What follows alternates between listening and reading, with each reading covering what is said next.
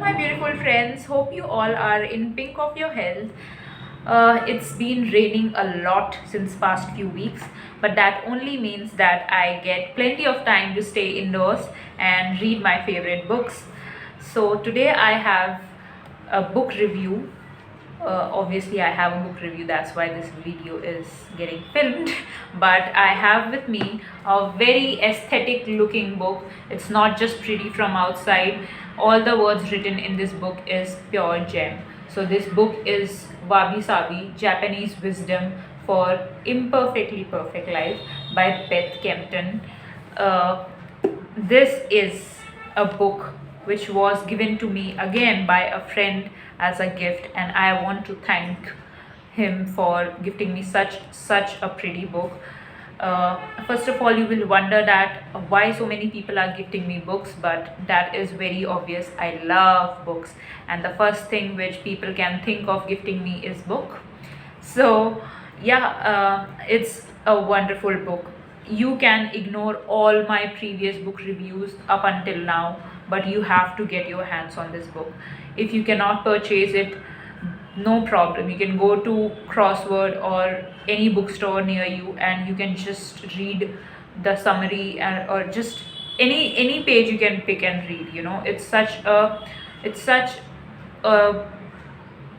what is the word for light reading book. You will not feel heavy, you will feel relaxed, you will feel like you have got some innate wisdom in you after reading a chapter or two.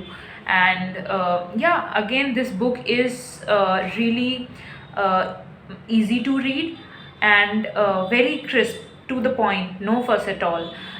There are just 8 chapters in this book, and it talks about, the first chapter talks about Wabi Sabi, I mean the origin of Wabi Sabi and a little bit of Japanese culture to give you a context. And then it talks about simplifying your life, living in nature, acceptance, and just letting go of few things and just living in the moment. And at the end it will all tie together, and at last there are few questions which will help you self reflect. If you have ever read, in most of the self help books, if you have ever read, there are few questions at the end of the book which helps us to understand. By answering them, you will understand yourself better. So those kind of questions are there in this book as well, and I totally love those kind of self help books which helps me to uh, you know understand myself better, or self reflect, or introspect. uh, so that is the actually quickest book review, but I will talk more about this book because I will give you a gist of this book. Okay. It is mostly about what your parents or grandparents have already told you. It's about life meaning change, and nothing is permanent.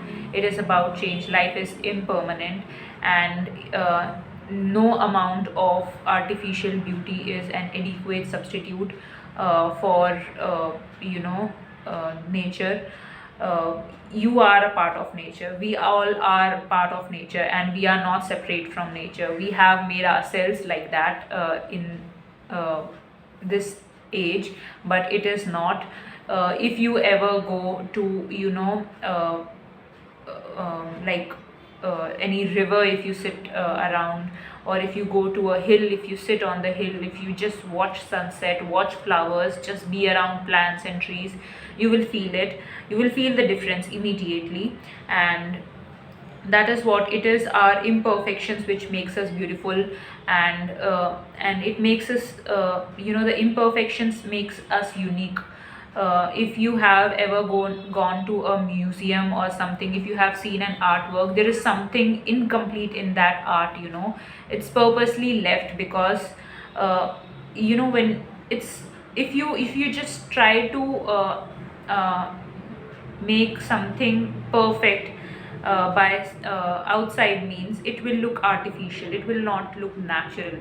So this is the gist of the book, and we really need to simplify our lives We need to simplify our minds, and there are ways written in this book how we can do that very easy, no extravaganza. It's all little things which you can do, which we used to do before, to make life clutter free. You can, I mean, there are ways. If you, it's better if you read by yourself. I don't want to give out so much, but yeah, we need to just be around animals, under the sky, with the trees and plants, and you will feel the difference. It is very important to choose your role models, because when you keep doing something and you get good at something, you will look up to people who are already more successful, or who have gone further ahead in that career or journey. But you always then lose yourself, you lose the essence of your journey, and you just start focusing on theirs. And it is very important, that you keep bringing back your attention to your own life, because you should always see how your life was before and how it is now. There should be no other person you should be comparing your life. But life is what is around you, what is real, what is there in front of you.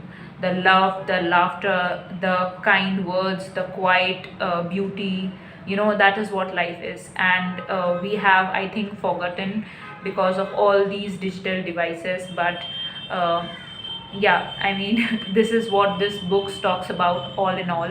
And it is a great reminder for us to have a book like this, uh, you know so that we just keep coming back to the this book. And actually, to be honest, I want to share a little story with you. This book has 8 chapters. I have completed 6 chapters already.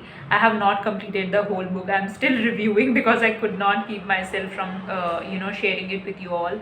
But I have purposely kept the last 2 chapters unread, because I am thinking of going out in the nature with my friends, and just sit there, talk with them, and read books, and just color, or anything which is, you can do anything which is which makes you feel de-stressed. But this is what I think will make me feel good. So I will read the last 2 chapters under the sky, around the nature, with my friends.